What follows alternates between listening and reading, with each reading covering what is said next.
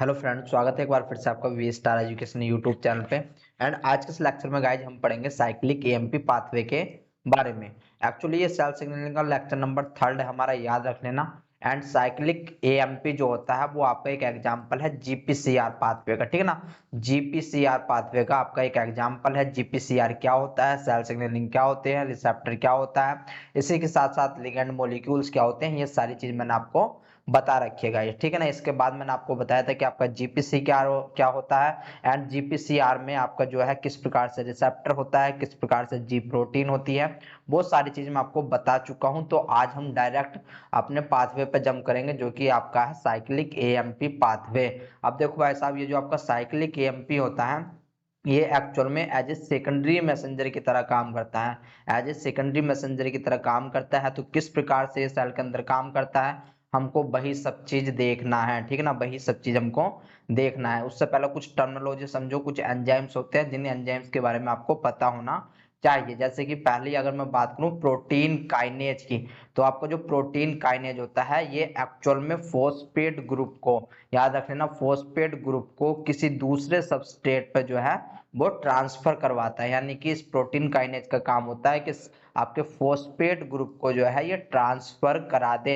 यानी कि they add phosphate group of an amino acid in a target protein, ठीक है ना। किसी भी टारगेट प्रोटीन पे ये फॉस्फेट को ऐड करा दे, ये काम होता है प्रोटीन काइनेज का। ये आपका पीके, इसको हम पीके ए भी बोल देते हैं। एंड ये आपका जो काम आने वाला है, इसलिए मैं ये आपको टर्मिनोलॉजी बता रहा हूँ, ठीक है ना।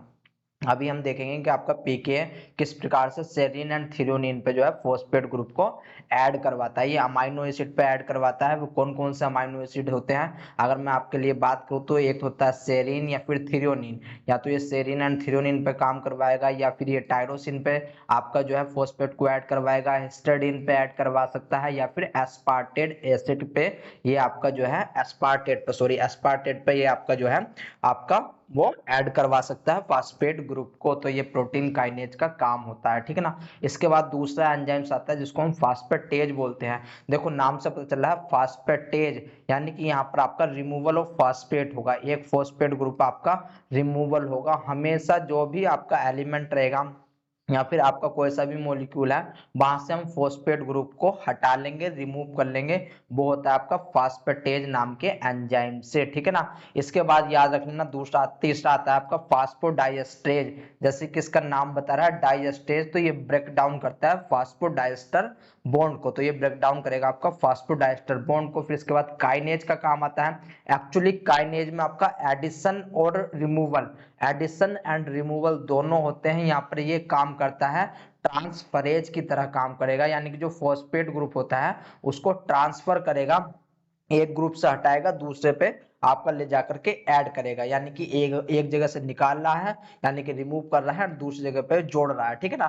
तो इसके डिफरेंट डिफरेंट लोकेशन पर ये कभी ऐड करता है, कभी ये आपका रिमूव करता है। तो याद रख लेना काइनेज के पास दोनों एक्टिविटी है, रिमूवल की भी एंड आपके एडिशन की भी। इसलिए इसको बोलते हैं फास्फोट्रांसफरेज की तरह ये काम करता है। Transfer phosphate groups from high energy donor molecule such as ATP to substrate, ठीक है ना। इतनी बात पता चली, बहुत अच्छी बात है। इसके बाद आता है फास्फोराइलेज।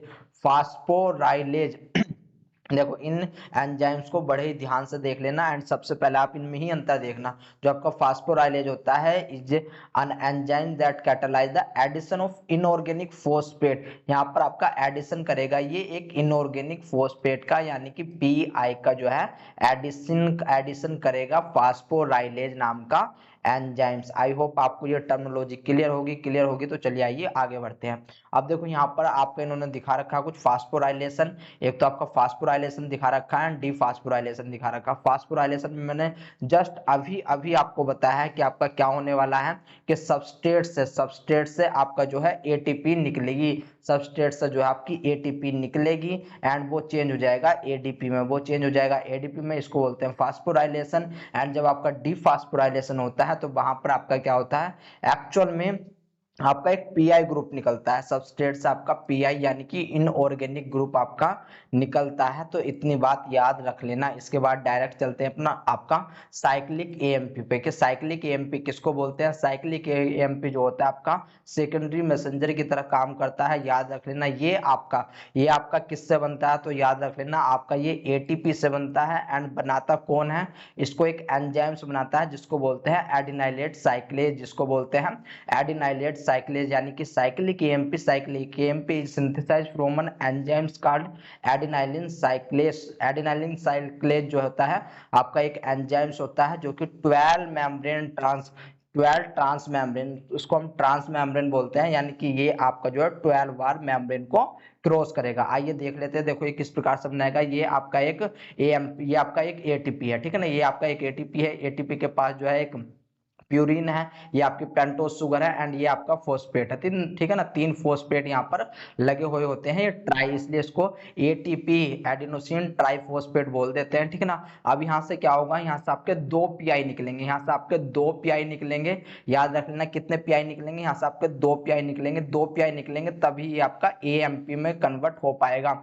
तो यहाँ से जो 2 पीआई को कट के रूप में निकालता है, उसके लिए एंजाइम्स की जरूरत होती है जिसको बोलते हैं एडिनाइलेट साइक्लेज, जिसको बोलते हैं एडिनाइलेट साइक्लेज। एंड ये प्रेजेंट होता है प्लाज्मा मेम्ब्रेन के ऊपर, ठीक है ना। प्लाज्मा मेम्ब्रेन में इनर साइड में प्रेजेंट होता है। मान लो आपका ये मैंने कोई सेल बना दिया, सेल के अंदर ये आपकी सीएम यानी कि प्लाज्मा मेम्ब्रेन है, तो इसके अंदर की साइड में ये प्रेजेंट होगा एडिनाइलेट साइक्लेज। एंड ये क्या काम करेगा, एटीपी को चेंज कर देगा आपका एएमपी में। देखो यहाँ से ये इसको इसको यहाँ पर ये कट करेगा। कट लगाने के बाद यहाँ पर जो ऑक्सीजन ग्रुप है वो आपका न्यूक्लियोफिलिक अटैक करेगा इस OH पे यानी कि हाइड्रोक्सिल पे, एंड यहाँ से एक H ग्रुप रिमूव हो जाएगा।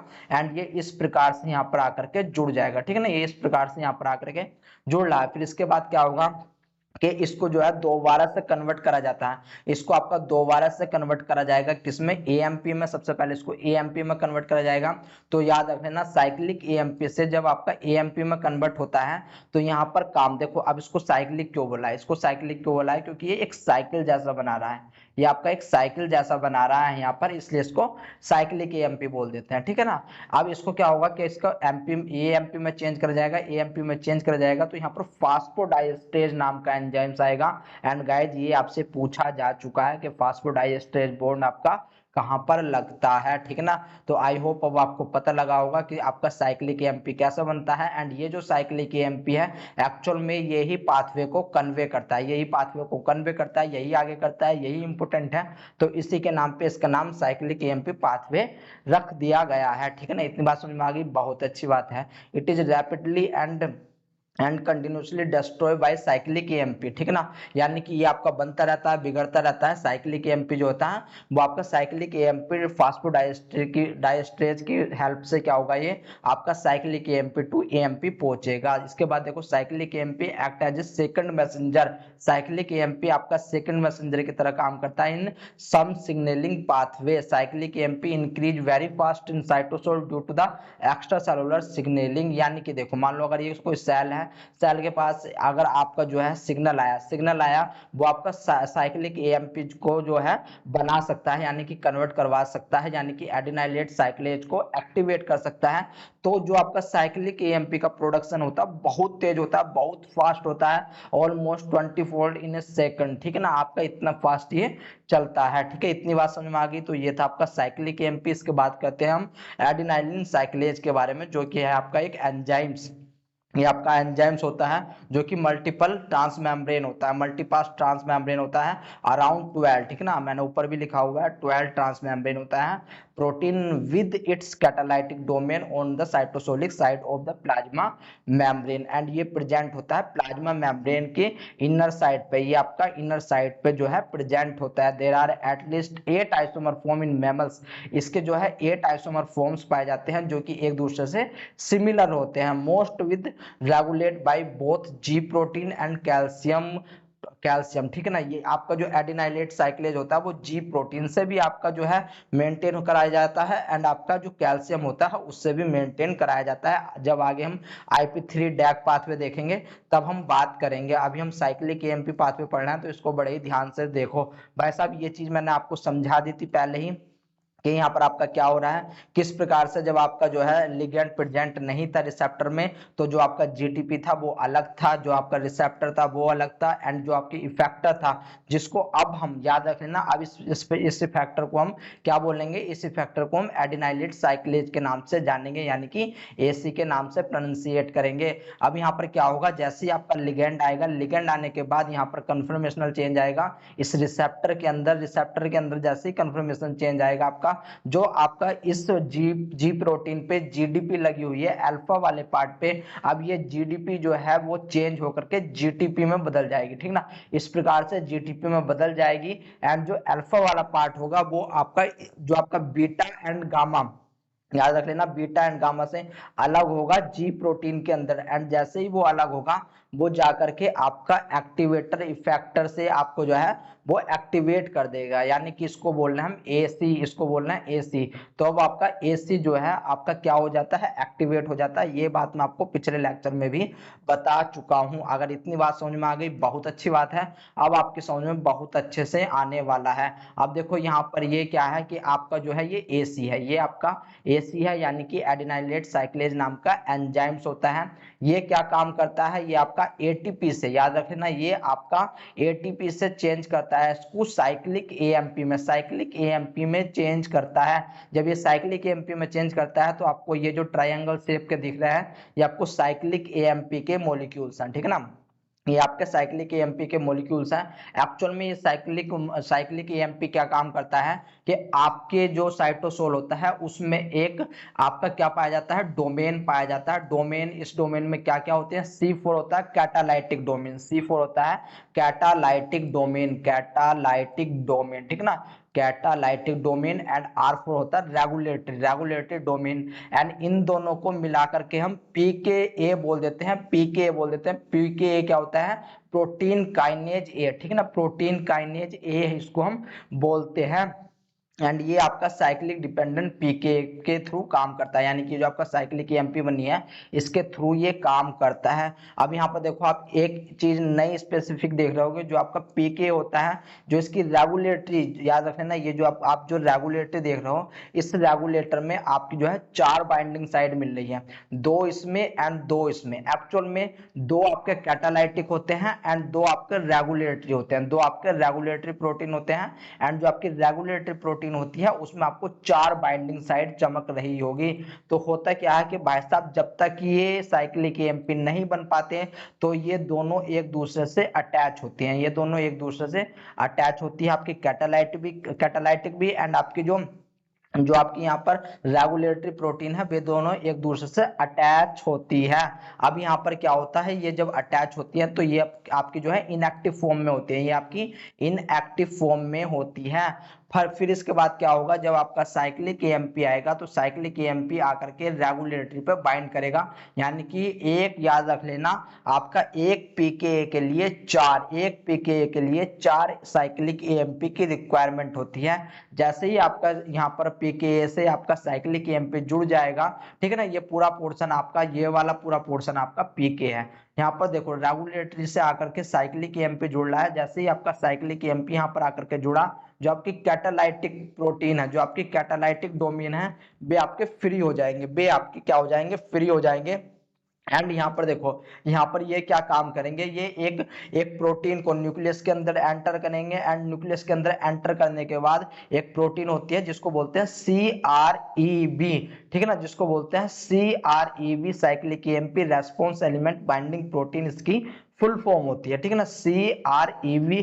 तो CREB के साथ ये जाकर के जुड़ जाएगा, कंबाइन हो जाता है, एंड यहाँ पर ये क्या काम करता है, ये जो कैटालाइटिक होता है एक्चुअल में इसको एक फॉस्फेट ग्रुप दे देता है, एक्चुअल में इसको फॉस्फेट ग्रुप दे देता है। एक्चुअल में ये कैटालाइटिक क्या है, ये एक प्रकार का पीके है, ये एक प्रकार का प्रोटीन काइनेज है, एंड प्रोटीन काइनेज मैंने जस्ट पीछे बताया है कि ये आपका एक फॉस्फेट को जो है ऐड करवा देता है, कहां पर करवाएगा, CREB पे करवाएगा, यानी कि cyclic AMP response element binding protein पे आपका ले जाकर के अटैच करवा देता है, ठीक है ना। इतनी बात पता चली, बहुत अच्छी बात है। अब यहाँ पर क्या होता है कि मान लो ये यहाँ पर मैंने जोड़ दिया, इसमें दिखा नहीं रखा, ये आपका सी यहाँ पर ये जोड़ देते हैं, ये यहाँ पर जोड़ देते हैं। ये जो आपका सीआरबी होता है, ये जो आपका सीआरबी होता है, ये एक्चुअल में एक्टिवेट करता है आपका किसको, सीबीपी या फिर P300 प्रोटीन को, ठीक ना। ये आपका किसको एक्टिवेट करता है, ये एक्टिवेट करता है सीबीपी प्लस P300 को, ये आपका एक्टिवेट करता है। यानी कि यहाँ पर देखो, इसमें इन्होंने सही करके नहीं दिखा रखा, मैं इसको आपको सही तरीके से बना करके दिखा देता हूं, तो वरी करने की जरूरत है नहीं है यहाँ पर, ठीक है। तो यहाँ पर देखो, मैं यहाँ पर बना रहा हूं एक, आपका जो है ये पीएम है, ठीक है ना, ये आपकी जो है पीएम है। पीएम पर यहाँ पर आपका रिसेप्टर प्रेजेंट थे, ये आपका रिसेप्टर प्रेजेंट है। यहाँ पर आपका ट्राइमेरिक प्रोटीन थी, ठीक है ना, यहाँ पर ट्राइमेरिक प्रोटीन थी। एंड यहाँ पर ये आपका इफेक्टर यानी कि एडिनाइलेट साइक्लेज है, एडिनाइलेट साइक्लेज है। एडिनाइलेट साइक्लेज क्या कर रहा है, आपका जो है एटीपी से, याद रख लेना, आपका जो है एटीपी से साइक्लिक एएमपी बना रहा है, साइक्लिक एएमपी बना रहा है। ये जो साइक्लिक एएमपी है, अब इनका अमाउंट काफी ज्यादा मात्रा में बन जाता है। एंड ये क्या काम करती है, ये आपका जो आपको प्रोटीन काइनेज होता है उसको एक्टिवेट करती है। प्रोटीन काइनेज में एक्चुअल में क्या होता है कि आपका जो है दो होती है कैटालाइटिक, कैटालाइटिक दो मेन दो होती है। फिर इसके बाद आपको यहीं पर देखने को मिलेगा दो, यहाँ पर क्या होती है, दो यहाँ पर रेगुलेटरी प्रोटीन होती हैं, इस प्रकार से, ठीक है ना। एंड यहाँ पर देखने की कोशिश करो कि भाई साहब, अगर मैं देखो ग्रीन कलर से अब साइक्लिक एएमपी बना रहा हूँ, यहाँ पर क्या होगा, यहाँ पर दो रेगुलेटरी को चार, याद रख लेना, दो रेगुलेटरी को चार एएमपी चाहिए होते हैं। ये आकर के यहाँ पर बाइंड हो जाएंगे, ठीक है ना, ये आकर के यहाँ पर बाइंड हो जाएंगे। एंड बाइंड होने के बाद ये जो है एक्टिव हो जाएगा। ये पीके जो है, ये आपका पीके जो है, ये आपका एक्टिव हो जाएगा जब आपका साइक्लिक एएमपी आकर के यहाँ पर अटैच होगा। जब तक साइक्लिक एएमपी नहीं आता, ये तब तक आपका इनएक्टिव होता है, ठीक है ना। तो यहाँ पर ये जैसे ही आपका एक्टिव हो गया, जैसे ही आपका यहाँ पर एक्टिव हो जाता है, तो यहाँ से जो रेगुलेटरी प्रोटीन है वे आपकी कैटालाइटिक प्रोटीन से हट जाती है, वे आपकी कैटालाइटिक प्रोटीन से हट जाती है। यहाँ पर आपका कैटालाइटिक फ्री हो जाता है, ठीक है ना, यहाँ पर आपका कैटालाइटिक फ्री हो जाता है। एंड यहाँ पर जो है आर जो है, आर अपना जो है रास्ता अलग देख लेता है, आर अपना रास्ता अलग देख लेता है। एंड यहाँ पर आपका क्या लगे हुए होते हैं, याद रख लेना, यहाँ पर आपके जो है इस रेगुलेटरी से साइक्लिक एएमपी लगे हुए होते हैं, साइक्लिक एएमपी लगे हुए होते हैं। अब आपके कैटालाइटिक ये फ्री हो गए हैं, ये पहुंचेंगे अब न्यूक्लियस में, ये पहुंचेंगे आपका न्यूक्लियस में। एंड न्यूक्लियस में पहुंचने के बाद सबसे पहले ये सीआरईवी को फास्फोराइलेट कर देते हैं, यानी कि इसके ऊपर एक फोस्फेट ग्रुप आ जाता है, इसके ऊपर एक फोस्फेट ग्रुप आ जाता है। एंड ये आपका सीआरईवी क्या काम करता है, ये जाकर के आपका इफेक्ट करता है सीबीपी को, ये इफेक्ट करता है सीबीपी को। एंड इफेक्ट करने के बाद या तो ये सीबीपी हो सकता है या फिर आपका P300, याद रख लेना, या फिर आपका P300 हो सकता है, ठीक है ना। तो यहाँ पर जो है ये इसके साथ इसको इफेक्ट करता है। एंड दोनों कंबाइन होकर के ये क्या काम करते हैं, ये डीएनए पर जाते हैं। एंड डीएनए पर याद रख लेना, डीएनए पर एक प्रमोटर साइट पाई जाती है, जिस प्रमोटर साइट को हम क्या बोलते हैं, यहाँ पर देखो मैं अच्छे से इसको बना रहा हूं, तो इसको बड़े ही ध्यान से देख लेना। ये आपका डीएनए है, मान लो आपका न्यूक्लियस के अंदर, यहाँ पर आपके एक प्रमोटर होता है, मान लो ये आपकी प्रमोटर साइट होती है, ये आपकी प्रमोटर साइट होती है, जिसको हम CRE बोलते हैं, जिसको हम CRE बोलते हैं। फुल फॉर्म मैंने इनकी पीछे लिखी हुई है, वहां पर देख लेना। ये आपकी प्रमोटर साइट होती है, प्रमोटर से आपका क्या होगा, ये CBP एंड 300 आकर के बाइंड होगा, ठीक है ना, CBP एंड 300 आकर के बाइंड होगा। एंड इस प्रमोटर को एक्टिवेट कर देगा। जैसे ही आपका प्रमोटर एक्टिवेट होगा, यहाँ पर आपका क्या आने वाला है, अब आपका जो है आरएनए पॉलीमरेज सेकंड आएगा, यहाँ पर आपका आरएनए पॉलीमरेज सेकंड आकर के आपका डीएनए पर लग जाएगा। एंड जो आपकी ट्रांसक्रिप्शन है उसको स्टार्ट करवा देगा, जो ट्रांसक्रिप्शन है उसको स्टार्ट करवा देगा। तो ये था आपका साइक्लिक एएमपी पाथवे। यहीं पर आपसे पूछा जाता है, जो भी साइक्लिक एएमपी के लिए फंक्शन आया है उस फंक्शन को ये परफॉर्म करेगा। अब आप पूछोगे कि सर फंक्शन क्या क्या होते हैं, तो भाई साहब ये रहे आपके फंक्शन, इन फंक्शन को याद कर लेना। यानी कि cellular response to hormones induce rise in the cycling AMP in various tissue, तो इनको वन बाय वन पढ़ लेना कि आपका क्या हो रहा है। वेरी वेरी इंपॉर्टेंट है, यहाँ से आपसे पूछा जाता है, ठीक है ना, यहाँ से आपसे पूछा जाता है गाइज। यहाँ पर मैं अब आपका समय ना लेते हुए, क्योंकि मुझे बहुत ही कुछ करवाना है, IP3 डैक पाथवे भी इसके बाद करवाना है। अब देखो यहाँ पर एक और पूछा जाता है, कंपैरिजन करवाया जाता है आपका एफिनेफ्रिन एंड आपका जो है एडिनोसिन में, ठीक है ना, एडिनोसिन एंड आपका एफिनेफ्रिन में जो है कंपेयर करवाया जाता है। तो याद रख लेना, दोनों ही ये GPCR पाथवे को कंट्रोल करते हैं, दोनों ही ये आपके GPCR पाथवे से चलते हैं। लेकिन जो एडिनोसिन होता है वो एक्चुअल में जो ये AC होता है, जो ये AC होता है इसको इनएक्टिवेट करता है, इसको इनएक्टिवेट करता है, यानी कि inactivation of adenylin cyclase by adenosine या फिर PGE, इसलिए इसको हम इनहिबिटर हार्मोन्स के नाम से भी जानते हैं, इसलिए इसको हम इनहिबिटर हार्मोन्स के नाम से भी जानते हैं। जबकि इसके अलावा जो आपके एफिनेफ्रिन, ग्लूकागोन या फिर ACTH होता है, वो आपका ये जो आपका AC है इसको एक्टिवेट करता है, इसको आपका एक्टिवेट करता है। बस यही कहानी आपसे पूछी जाती है। इन तीनों को मत भूलना एंड इन दो को मत भूलना कि कौन से आपके इनहिबिटरी है एंड कौन से आपके जो है वे एक्साइटेटरी है, यानी कि एक्टिवेटर है। तो गाइज ये चीज आपसे पूछी जाती है। आई होप आपको अभी ये समझ में आया होगा कि किस प्रकार से यहाँ पर देखो CBP प्रोटीन 300 आ रही है एंड CBP प्रोटीन 300 आकर के आपका जो है वो अटैच हो रही है कहां पर, CRE एलिमेंट। CRE एलिमेंट को बोलते थे आपका cyclic AMP response element. Actual में एक प्रोमोटर होता है एंड यहाँ पर देखो, यहाँ पर प्रोमोटर क्लियरेंस होगा, प्रोमोटर क्लियरेंस होगा तो आपका RNA पॉलीमरेज सेकंड आ जाएगा। RNA पॉलीमरेज सेकंड जैसे ही आएगा आपकी ट्रांसक्रिप्शन स्टार्ट हो जाएगी। आई होप आपने मोलिकुलर बायोलॉजी पढ़ी हो, मैंने आपको कंप्लीट मोलिकुलर बायोलॉजी पढ़ा रखी है यूट्यूब पर ही। तो यहाँ पर इनको देख लेना, ये example very very very very very important है, ठीक है ना। इसके बाद यहीं पर हम करते हैं इस लेक्चर को खत्म। तो अब मिलूंगा मैं आपसे IP3 डैक पाथवे के लिए, वो भी आपके लिए इंपॉर्टेंट है। आई होप आपका ये पाथवे अब क्लियर हो गया होगा। देखो GPCR के अब सारे के सारे पाथवे ऐसे चलेंगे, ये सब में सेम होने वाला है, ये सब में सेम होना है। अब हम बात करेंगे एक्टिवेट इफेक्टर के आगे की कहानी। एक्टिवेटर इफेक्टर के आगे की कहानी ये आपका डिपेंड करता है, ये आपका AC है, डैग है या फिर है क्या, यही आपका आगे पाथवे को लेकर के जानने वाला है, ठीक है ना। तो चलिए आइए इस लेक्चर को मैं यहीं पर समाप्त करता हूँ, मिलता हूँ आपसे नेक्स्ट लेक्चर में, तब तक के लिए बाय बाय एंड जय हिंद।